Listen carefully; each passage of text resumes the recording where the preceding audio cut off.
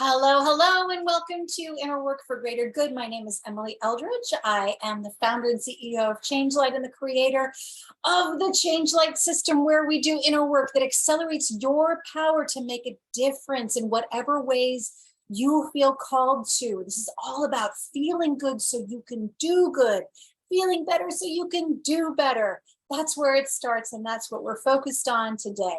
And every episode, frankly, we talk about a lot of different things. So today, my topic is how to honor your inner constitution. Now, when I say constitution, I don't mean like Constitution of the United States. Although that might be kind of an interesting topic, be like your inner constitution, the things that are, I don't know, part of your own inner code or our value system. I mean, it might be kind of interesting to look at that. But I'm actually using the term that one of my healers, my shamanic healer uses, and I've been having some sessions with her a lot lately about a variety of different things. She's amazing. But we talk about constitution. So basically what I would say is the way you were designed, divinely designed, you might even say, but just the way you're made up. Let's say before you were impacted by, childhood stuff or societal stuff or any of that, any of those outside influences. Really, we're talking about who you are independently of all of that, and how you are made up. So for example, someone might say that, like, well, some people are introverts and some people are extroverts, meaning they're like designed more that way, or an extrovert is designed more that way. My dad actually likes to use the term ambivert for himself, and I would use it for myself as well, which means that we can kind of go either way.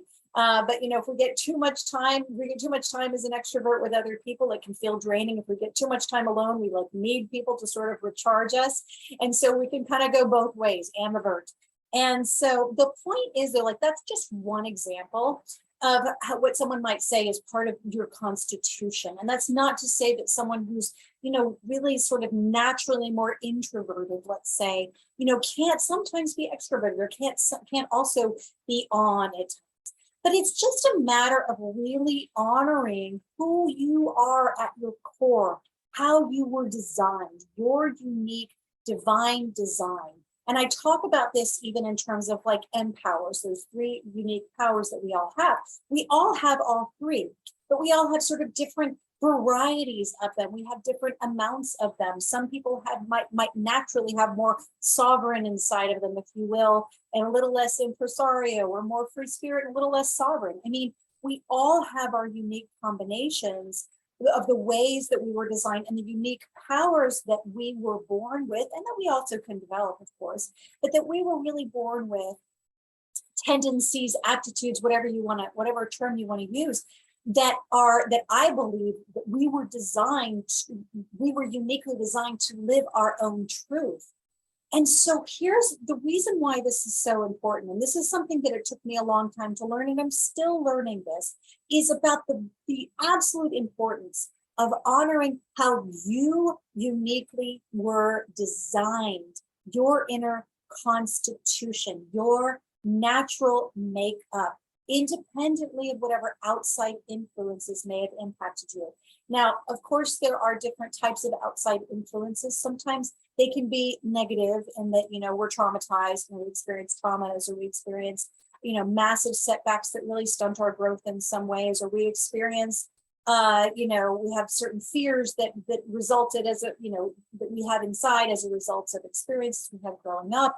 But some of them can also be positive. We could have received a lot of wonderful support and reinforcement for certain qualities that we have, or certain, things that we were taught, or encouraged to see the world in a certain way. It can be negative or positive. I put those in quotes because I don't think anything is entirely negative or positive, right? It's about how you use it. It's about what you do with it. I mean, there are plenty of, I heard the term recently, I love this. He said, instead of calling it, and I forgot the gentleman's name, and I don't know if he originated this term, but he said, there's this term PTSD, post-traumatic stress disorder. He goes, well, I like to think about post-traumatic growth. What about the growth that happens as a result of the traumas that we experience in life? And in other words, that's another way of looking at it, that a lot of times we grow as a result of these experiences. But ultimately, at the same time, I think it's absolutely key to honor our own unique makeup. Why is that? I have said years ago, and I've been saying it ever since, here's something you can write down. There is no peace in denying any part of who you are, accept all parts of you, and you will know peace. Now, why is that? This comes directly from my own life experiences, and you may have experienced this too.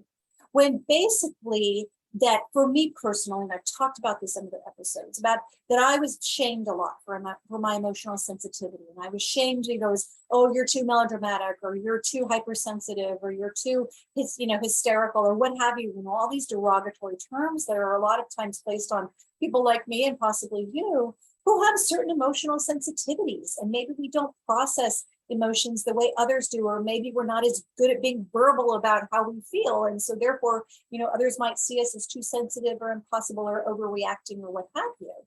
But the reality is, for me, this was a big, big thing for me to learn, is that even though I was criticized and shamed for being hypersensitive, emotionally sensitive, it turns out it's one of my superpowers. But how did I get to that point?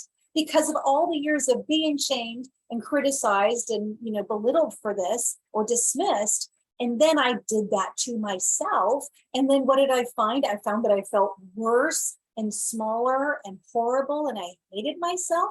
I found that it didn't work. It didn't work for me to deny this core part of who I am. I am sensitive to certain things in certain ways. And I'm kind of making it more generalized, because I am emotionally sensitive when it comes to some things, but I'm not as emotionally sensitive when it comes to others. So even emotional sensitivity doesn't mean you're sensitive and reactive and overreactive, right? Across the board emotionally. It could be just certain situations or certain things that I'm more tuned into, and therefore I'm more responsive to, than other things that other people might be more sensitive or tuned into and more responsive to or reactive to. So that's why it's important to also, kind of discern things like that. But the point is that I found that denying my emotions and my emotional sensitivity, there was no peace in it. It was the exact opposite. There was pain, there was struggle, there were problems. It created problems in my relationships. It created problems in my self-esteem. It created problems in my jobs. It created problems across the board for me to deny what is a natural, innate part of me. And what as I've discovered is actually a superpower. It's actually one of my great gifts. So it doesn't work. It doesn't work. There is no peace in denying any part of who you are. Accept or embrace all parts of you, and you will know peace. So here's the thought that I want to share with you, is that in order to fully feel at peace and thus more empowered, we must embrace who we are, embrace our inner constitution, our nature, if you will. And here's the thing, though, about that, is that it's really important to also be able to discern, parse, differentiate, sort of recognize, notice, suss out, whatever term you want to use. It's really also a big part of that. A big part of when we talk about embracing yourself and embracing your natural design, your divine design, is also to be able to discern, well, what is a natural part of who I am, and what is a part of me that evolved or was formed, or even formed as a result of traumas I've experienced, or situations that maybe really didn't serve me ultimately in my growth. Because there can be other things too, where someone was constantly complimenting us and telling us that we're perfect and everything's great. That can actually be not so helpful either. So we might have an overblown sense of ourselves, or not take responsibility for when we make mistakes. I'm just using that as an example. So I'm just saying that it's really important to learn how to discern between who is this is how I'm behaving or how I'm feeling or whatever, is this a reflection of who I actually am in my core? Or is this a distortion of who I am? Is this a reaction against something else? You know, is this a trigger? Is this a defense mechanism? Is this a wound? And so that's where I would say, but in terms of our natural innate selves, I don't see it that like we are naturally wounded, we are naturally have all these defense mechanisms. They form for a reason. And I'm not saying we don't need them at times, but I'm talking about what's underneath that true core self, what I would even call your truth, which I define as your inner knowing of who you are and who you are here to be. It serves as a compass. I did a whole episode about that. I did actually a few episodes about that. But it's really important to learn to discern. Here's why. Sometimes people will behave a certain way. And the way they're behaving can actually be quite rude or quite unhelpful, even to them, to others. And their defense might be, well, this just is who I am. This is just who I am. Well, I'm just telling the truth. And first of all, I would say that there's even in the energy of that, you can kind of tell that, well, I don't know if that's really coming from a truly authentic, natural, peaceful place, right? Because it sounds defensive. And also that sometimes people can use that as a defense, basically because they don't want to change. Well, I'm just who I am. And that is just the way I am. And a lot of times, or like, well, I don't believe in therapy, or I don't believe in self-help, or I don't believe in this. And a lot of times that, in my experience, comes from the fact that they actually don't want to look at themselves. They don't want to face the parts of them that maybe are not so helpful and are maybe, defense mechanisms or wounds or what have you, but ultimately need healing. And so that's what I would look at is when it comes to what is a natural part of yourself versus maybe a distortion, is if it needs healing, is if it doesn't truly bring you peace, if it is not truly, like I find that when I am honoring a part of me, or like an aspect of me or an expression of me, it's usually there's this like deep peace that I feel when I honor that part of me, or when I honor something that is a truth for me. That's usually, I find, a good decider, if you will, or sort of a good barometer. I think in a previous episode, as an example, I talked about how, like, what's an inner block? I think it was the last episode, an inner block versus an emotional block. An intuitive block, an emotional block versus an intuitive block. And I talked about emotional blocks usually being emotionally charged with some kind of fear. But an intuitive one is one where it just feels right. The block is basically, there's no fear within it. It's actually some part of us that's intuitively saying from a wise place, like, no, this probably isn't the direction you want to go in, or maybe you need to do this that's trying to basically kind of let us know that there's something that we need to reevaluate or reconsider and find something that actually feels more right without that intuitive block. And so that would be something that I would say, oh yeah, this feels right. Or this that I think that I've created or I'm thinking of creating, yeah, this feels right, but it's from a deep, peaceful, there's like a deep peace inside that. That's at least how I tend to recognize when something is a true expression of me, or a true, like, or an intuitive, like, place of something that my truth is genuinely from that deep knowing guiding me towards, or saying, yes, this feels right. Yes, like that inner compass that says, you got it, as opposed to, yes, this feels right. So it's about noticing that.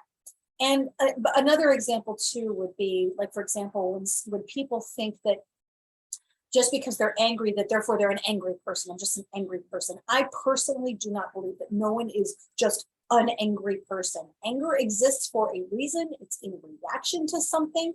And so it's about recognizing that anger, honoring. I talk about this all the time, listening to it. What's the wisdom in it? And doing the drawing out is another technique that I teach to really draw out that anger and find out what's going on under the surface and find out the true wisdom or messages that it's trying to convey to you. So I'm saying that anger is a feeling. It is not a state of being. Anger is a reaction. It is not like this is who I am. It's how you feel. It's not who you are. And so that's another thing too, where we can get confused and not realize that we're confused. That's the thing. It can take some time to start to notice, oh, wait a minute. What am I taking for granted as me? I think this is me, but it's not really me. I've been helping someone recently where, for so long, he has had anxiety and felt like there was, and kind of gone to a place of no hope, and tended towards, kind of a, resignation or a hopelessness, helplessness kind of place. And I know, because I know this person really well, that's not who he is. That is a reaction based on childhood trauma. That is a reaction. But the thing is that he had unconsciously become so identified with that reaction that he never even imagined he could feel differently. He never realized that that's not actually who he is. It's not just his lot in life to constantly go to that place. It's actually more for him to, that there's a broader way that he can respond to setbacks. It's not to say that sometimes when we have setbacks, we don't sometimes go to that place, I can't believe this happened. But there's a natural resilience that I know he has that he just hasn't been accessing. But the thing with him is that he had seen, well, this is who I am, or he just thought, and guess again, unconsciously thought that was just who he is. And I'm saying that's not who we are. And the same thing goes for like my emotional sensitivity. The more work I've done on myself, the less emotionally sensitive I am, I would say, but the more intuitive I am. So it's like that emotional reactivity has actually healed. As it's healed, it's become more of an inner knowing and an intuition and an empathy, a healthy kind of empathy that means that I can sense where someone is and how they're feeling without going to that sad or whatever that place is with them, but I can be aware of it. So you see how it's like that's a healthier expression of my emotional sensitivity. It's more about having an intuitive empathy rather than an emotional reactivity. Just an example, just to give you an example of how you might have parts of you that are actually like, they are expressions of your true self, but they've been distorted into making you think, well, then this is who I am. So this is a journey here. This is not an overnight thing. This takes some time, but I want to bring this to your attention about honoring our inner constitution, but that part of that journey and that process is to recognize what is a true expression of who we are or who we are here to be, that truth, that inner knowing, that deep peace, like core, yes. Who is that? What are its true expressions of that, or true, parts of it that it's like, yes, this feels very deeply true, that this is truly me, versus what are reactions, defense mechanisms, triggers, distortions of that true constitution, if you will, that inner constitution. Something that my Shamanic healer and I talked about is actually, talking about how we have two sides of the same coin. So while someone may be super reliable and responsible and, someone who gets it done and they can be, relied upon to get things done, at the same time, the flip side of that might mean that they're not as ready to change. They're not as adventurous, they're a little more predictable, which can be kind of, sort of boring, if you will. I'm not trying to put, judgments on it. I'm saying that there can be two sides of the same coin. And so I'm going to throw that in there as an extra little thing, is to consider that sometimes what is a true expression of you means that it can also lend itself to, sometimes it's harder for us to make changes or think differently or shift in different ways. So it's also a matter of working with your own constitution. So it's about honoring your inner constitution, recognizing what is an expression of what is, an expression or related to your true inner self, but at the same time working with that. And that's, for me, one of the biggest things in my own journey and what I teach others to do. Work with who you are. Don't try to be anyone other than who you are. Release, strip away, get rid of the stuff that was imposed on you or that you absorbed or that are distortions or that are like, fear-based or what have you. Do your best to release that so that you can reveal the true self and the true light. And then also work with that. Work with who you are, knowing that, yeah, it means that some situations you might have a different reaction than others, and that's okay. And honoring that. And also learning how to work with yourself so that you can move through those situations or rise to those occasions, whatever it is, in the healthiest way possible, given how you are uniquely designed. It's about working with our own unique design, our own inner constitution, and making the most of who we naturally and innately are, loving ourselves for who we truly are. I hope this has been helpful. As always, this is Emily Eldridge from Change Light. Feel free to join us in our Change Light community, community.changelight.world. We're actually going to be making a lot of big changes very soon. Very exciting things happening. All right, take care, and I hope you have a great week, and I will see you again next week.